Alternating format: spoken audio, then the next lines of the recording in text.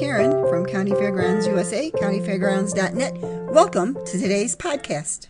County Fairgrounds here. Do I have the infamous Michael Mezmer, hypnotist and magician, on the line with me? Yes, this is the infamous Michael Mezmer. Hey, Michael, I've been looking at your videos and pictures. You kind of look like Dr. Spock. Have you been told that before?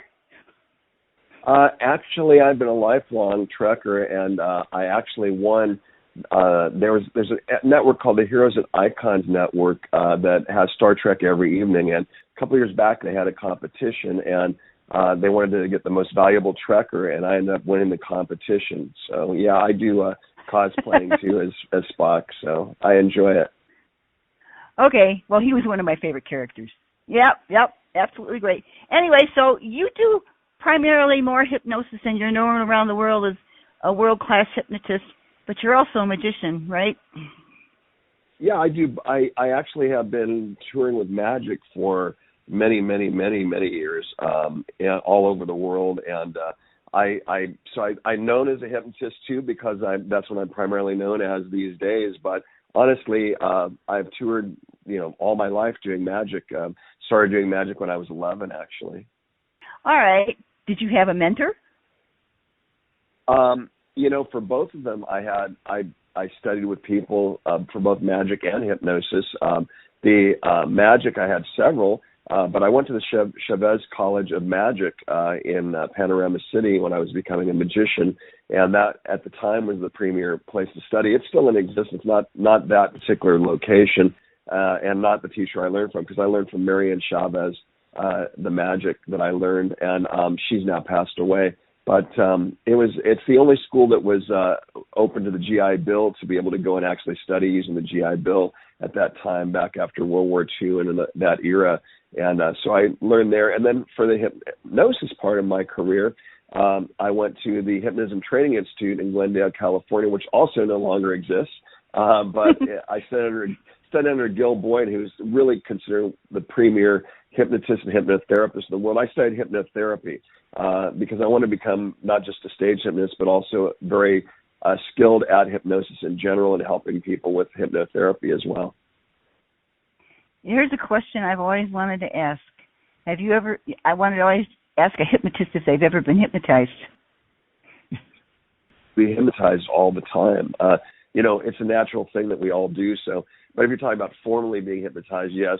In training, in class, we would be hypnotized every day. But I do self-hypnosis almost every night to be able to go to sleep and relax. So we all do hypnosis, though, because whether you're in a stage show, whether you're driving down the highway and you get somewhere and say, how did I get here so quick?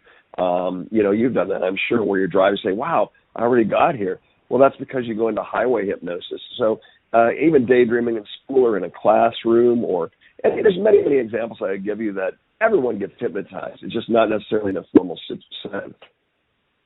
Okay, all right. So can you hypnotize an entire audience? Actually, yes, if they want to be hypnotized. But you have to understand, hypnosis is self-hypnosis. So the people have to want to do it.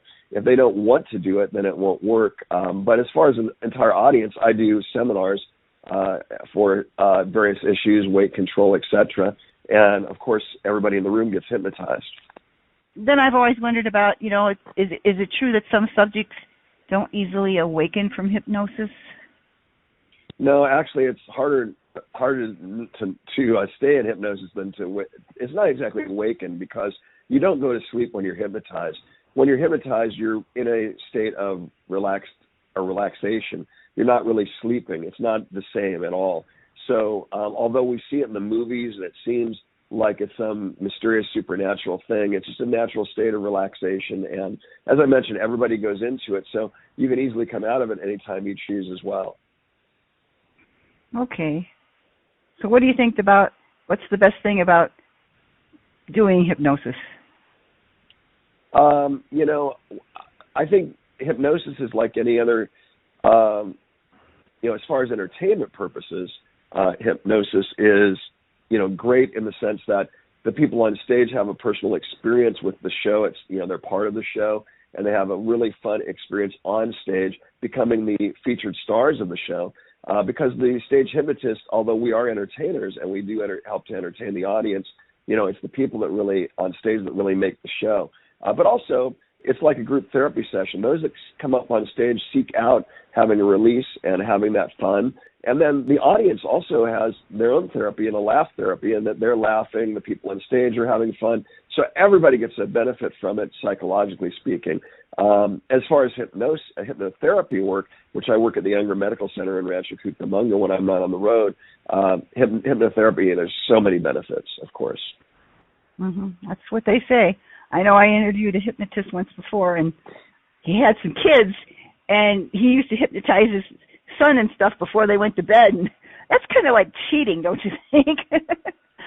Well, actually, moms kind of do that if they read books to kids before they go to sleep at night. They're basically doing hypnosis because we do what's called lullaby phrasing, and you learn that, and it's a certain way of speaking and dealing with people. So mothers generally do that as a natural thing when they put their child to bed at night anyway. Okay, so who do you think is the greatest magician and who's the greatest hypnotist of our time, besides you? You mean that's living today? Yeah. Well, I wouldn't say there's any greatest. I think anybody can be the greatest on any particular night at what they do. It just depends on that night, that audience, and when you're performing. But as far as my favorites, with magic, I love David Blaine and I love Chris Angel. David Blaine, in fact, I'm taking some classes from David Blaine today, actually. But David is a very fine magician, and he does some things that nobody else does, which is what I kind of do in my magic, because I do danger magic. It's not your standard magic show. So, I'm breaking arrows with my neck. I'm putting my hand in a wolf trap. I'm swallowing razor blades. It's a very unique presentation, especially in the fair industry. But David is just amazing. And then Chris Angel, who's in Vegas, he does some really fantastic stuff. But what I like about them is not necessarily the material that they perform, but more their persona and how they've developed a very unique persona. And so they stand out beyond other entertainers generally. Now, like anybody, I mean, Elvis was different than every other singer. They all sang, they all had a voice, but Elvis was Elvis, So that's what I look for in entertainers. I've been around show business since I was very, very young. And I started doing shows when I was 5 years old, and my first paid show was when I was 7. And so I've been around the business all my life. My oldest brother was drummer for Chubby Checker and Little Richard. My second oldest brother was on Broadway and nominated for a Tony Award. So I've been literally in show business most of my life. So when you say the greatest, I look at people that are unique and that present something that's fresh. As far as hypnotists, I really couldn't name anyone else. There's not anybody that's particular. I have favorites, but they're not alive anymore. So. Okay. All right. I'm going to take a little bit of a cheat here. I happen to know I have a magician friend that I've had for years and years, and he wants me to ask you this question. You brought up David Blaine. What do you think of magicians exposing tricks? I understand David Blaine is coming out with online videos teaching and exposing magic. Yeah, that's a terrible way to explain it. I guess if he said it that way, but I don't believe it's exposing at all. As a matter of fact, magicians are going to be better off for what David's doing, because what David's doing is he's teaching people. You're paying a fee, and you're learning basics of magic. So that's not exposing. Exposing is like we had this guy called the Masked Magician many years ago, and what he did was he just was on network television. He would literally just show how things were done. This is a classroom situation, no different than if you take any other seminar or any other instructional thing. And he's teaching, starting with basics, and he's going to move up to some of the more advanced stuff. But I'm already taking that, and I'm taking it because I love David Blaine. I know all the material, but I just want to see his idea on it. And so there's young kids on there. There's adults on there. It's a very well-structured course, and you have 20 people in your peer group that you kind of interact with as you learn, and it's very well put together. So I think the word exposing is not accurate in regard to David Blaine's courses that he's teaching. I think it's going to upgrade people, because instead of people learning just, random things off the internet and off YouTube, they're actually going to be in a structured class and learn the proper way to perform. And honestly, you have assignments, you have to turn them in as far as video assignments, performing what you learn. So it's a very, very good way of helping to upgrade, especially the younger magicians who are not learning properly how to do the art. I'm kind of curious. Have you ever done anything else except perform? I mean, you did go to school, right? Yeah, I did. I have a degree in psychology, as a matter of fact. Oh, okay. But I've always performed. That's all. Except when I was a teenager, just trying to make extra money to buy magic props at that time. But other than that, I've always been on stage. And when I was working at that time, I was working with my dad, who was the top Chevy salesman west of the Mississippi. He never got a grade school, but he was amazing. My grandpa was a coal miner, his dad, and for 55 years. So, but I worked with my dad, and that's where I learned how to be a really good salesperson. That's another skill set that's really important as an entertainer if you want to survive. And so my dad was amazing at selling, and I call it the art of selling without selling. In fact, I have a seminar on that.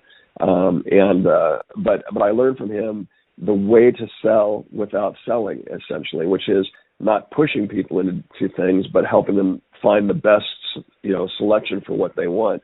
And if you're the person for that, great. If you're not, help them find someone else that is. So that's the gist of it. But my dad was amazing, and I learned a lot from him. But that was when I was 17, 18, and then after that, I just continued on being an entertainer and going on cruise ships and touring the world and all of that. So.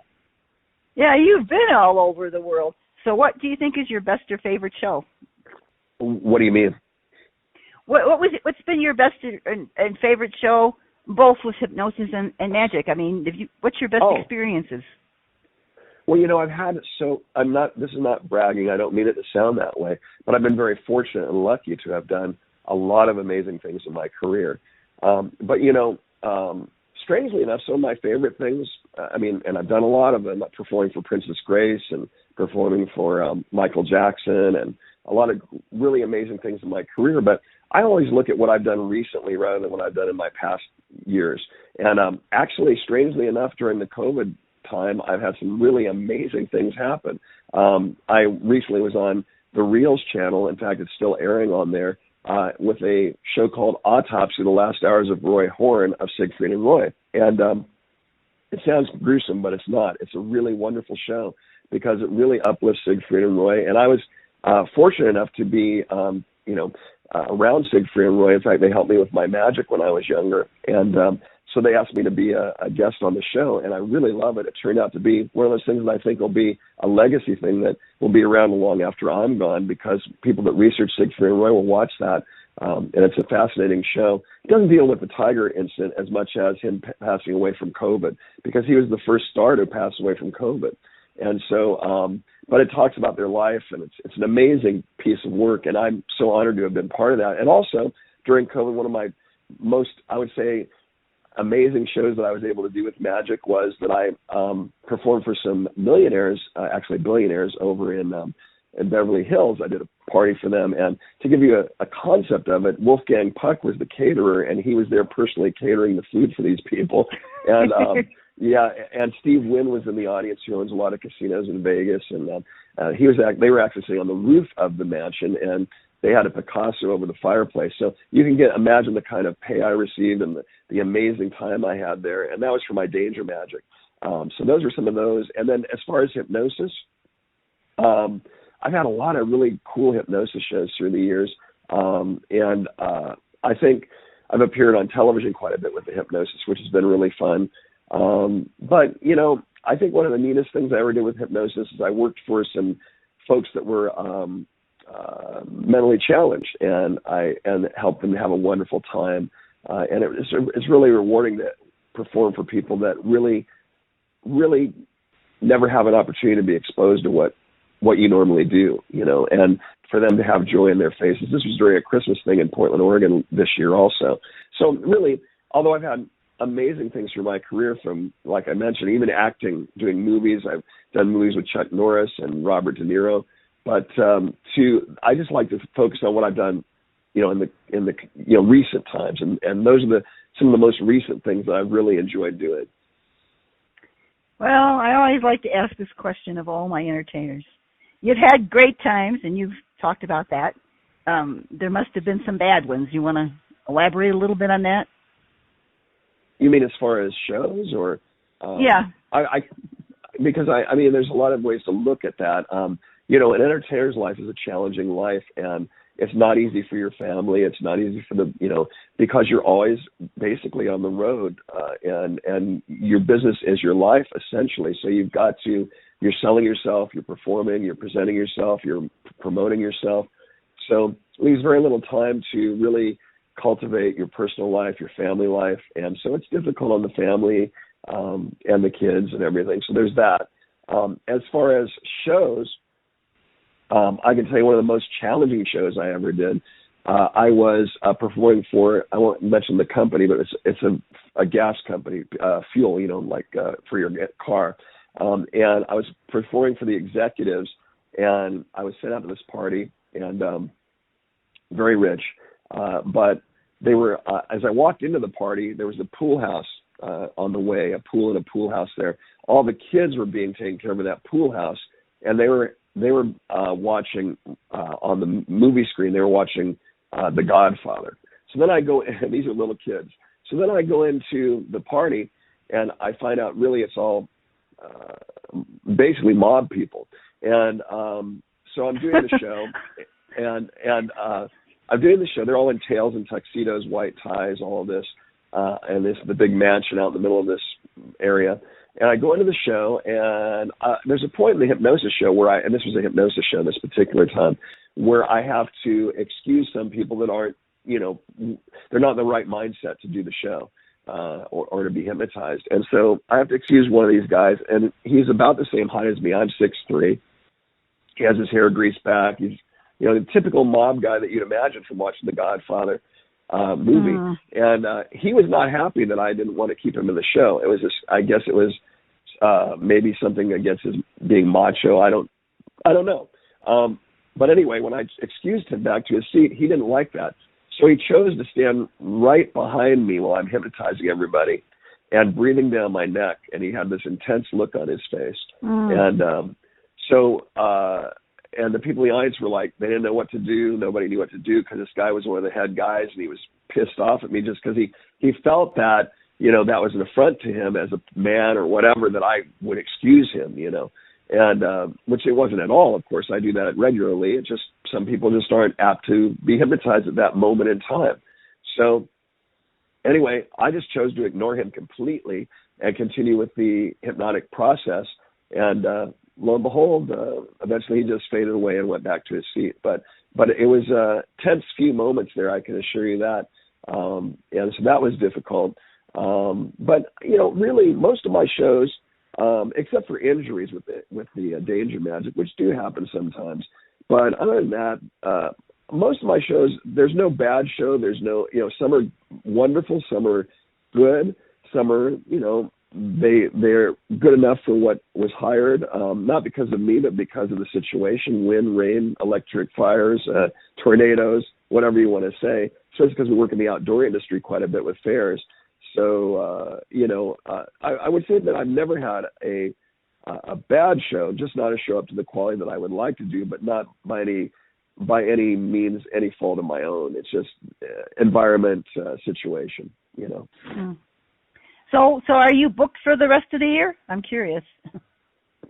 Well, that's also relative because yes, I have a lot of bookings, but I'm not booked every day. None of us are, generally speaking, unless you have a regular show that you're doing. But yeah, I mean, last week, for instance, I was in Texas, Iowa, and then I did an amusement park in Southern California last weekend, and I'll be at House of Blues in Anaheim this coming week. So I have a lot of bookings. There's always open dates, and always looking for more work, especially this year for me particularly. I have an open spot the first couple weeks in July. But other than that, I'm doing pretty good.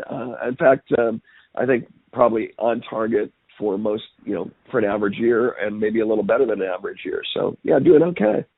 I also do a lot of other things. I mean, I do my hypnotherapy, and I also I'm a writer as well. I have a book coming out in 2023 that's going to be published by Fayette Mafia Printing for my ghost hunting, because I do that as a hobby. And so I have a book coming out called Ghost Transfer, A Hypnotist Among the Spirits, and that'll be coming out in 2023, early 2023. So. Oh, that sounds interesting. Do you have kids? Yeah. Yeah, my kids are grown. My daughter's 25. Both my son's in his early 30s, and both of them are teachers. They teach fourth grade, and both of them have master's degrees, and they're very successful, actually. My daughter's been teaching for a couple of years, and she just bought her first house, which is wonderful. So she's doing great.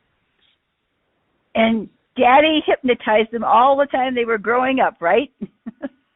Actually, no, but I have used hypnosis with them on occasion for different things. But no, although they did tour with me. My son, when he was young, helped to make money to buy his first car and everything by touring at the fairs with me. He did ventriloquism when he was younger, and he graduated from the Mayor Ventriloquism Group. And so he ventriloquism and show business was a way of him being able to earn money when he was young, and that way also he developed skills to become a teacher by being out with the public and working with him. And my daughter, actually my son, his first appearances were on the cruise ships with us, because he used to appear out of a cage of fire when he was 2.5 on the ships, primarily because that was the only way we could get him on the ship, because kids weren't allowed to be there when you work as a worker. So we had to get him in the show, so he appeared out of a cage of fire. And then my daughter, Ilea, she always enjoyed doing magic, too. She used to do escapes. At one point, she was the youngest female escape artist when she was in grade school, and she did straitjackets and mailbag escapes and all of that, and performed at the Canon Escape Conference. And so she had a background in doing entertainment as well when she was young. And that also, as she always says, helped her develop skills to be a teacher and present at school, so. Okay, all right. Well, so where do we find you these days? What's coming up for you?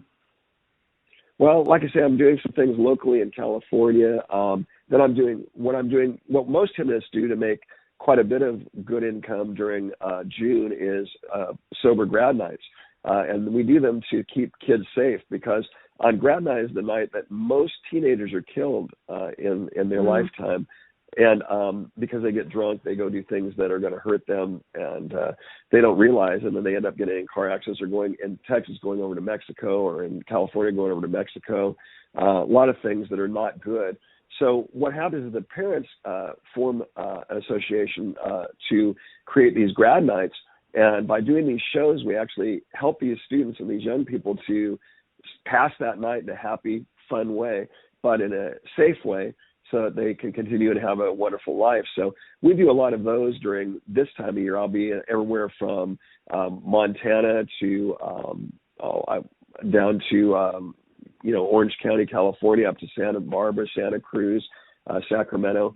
So I'll be doing those. They're private shows, but then I'll be doing the fair circuit, of course, during the summer, and I'll be working everywhere from Wyoming to up to Colorado and north of South Dakota this year, Idaho, and back to California. So be a lot of county and state fairs.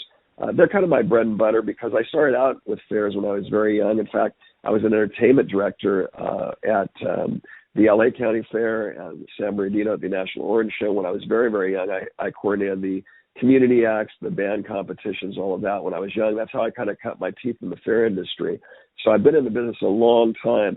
But I really love the fair industry, because for me, the audiences are so genuine. You have real people come to the shows. And when I say that, I mean people that are, I live in California, so people out here, they're a different kind of crowd than you would get at a fair in Idaho, where people are just your good old heartland type people that just really love entertainment so deeply and really appreciate it so deeply and so uncritically accepting entertainment. So I love the fair industry. I love to tour the fairs. I love the kids. The neat thing is when you're at fairs, you get to entertain all the kids that are in 4-H and FFA, and they really love to be entertained, because they work so hard to get the animals to be there and all of that. And for them to have that wonderful moment of enjoying a magic show or a hypnosis experience gives them a little fun and a little relief from all the hard work that they do to make it to the fair. So there's a lot of great aspects to it. I could go on and on about fair industry, but And of course, I'm past president of Rocky Mountain Fair Association. So I really have been dedicated to fair industry most of my adult life.